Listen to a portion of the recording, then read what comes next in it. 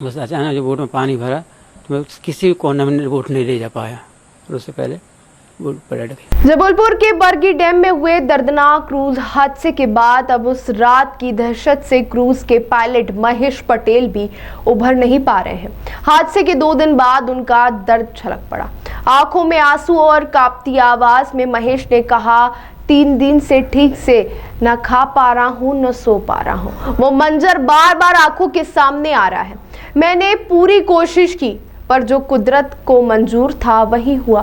करीब 20 साल से नाव चला रहे महेश पटेल ने बताया कि जैसे ही मौसम बिगड़ा और तेज लहरें उठने लगी, उन्होंने तुरंत यात्रियों को लाइफ जैकेट पहनने के निर्देश दिए और रेस्क्यू टीम को फोन किया।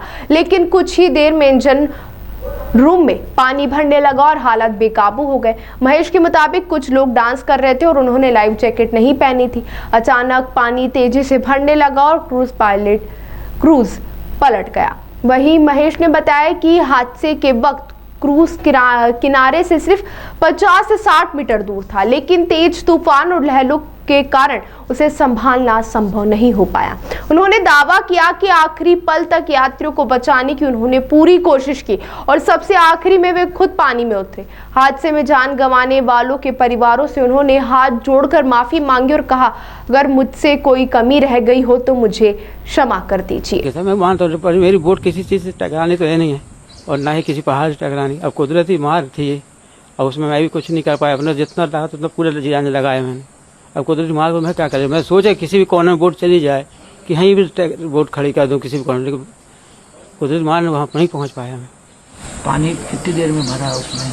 बोट में कितनी देर लगी पानी भरने में? बोट पानी भरने में सर मुश्किल से मान लीजिए आप 5-7 मिनट बस। हाँ, वो तो कोई भी गेस्ट भी बता नहीं, क्योंकि पूरा वेब से एकदम से आ गया ना, पूरी डूब गई थी, पलट गई पूरा पूरी। आप कब निकले हैं बोट से? ये भी कि भाई ड्राइवर और जो उनका जो हेल्पर था वो पहले ही कूद गए थे। मैं तो सबसे बाद में सर, मेरा तो ऊपर ही केबिन है। मैं वहाँ से कहाँ बड़ी मुश्किल से मैं निकल पाया था सर। मैं कहाँ, मेरा केबिन तो ऊपर और एक ही गेट है उसमें।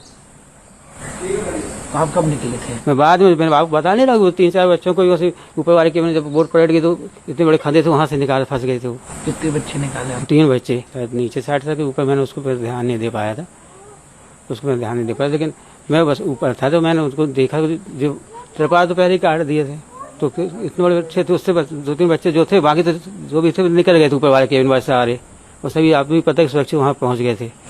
कितने लोग सवार थे? कितने लोग उसमें सर करीबन मान लीजिए 35 लोग, करीब 35-36 लोग। बच्चे छोड़ के? हाँ, छोटे बच्चे छोड़ के।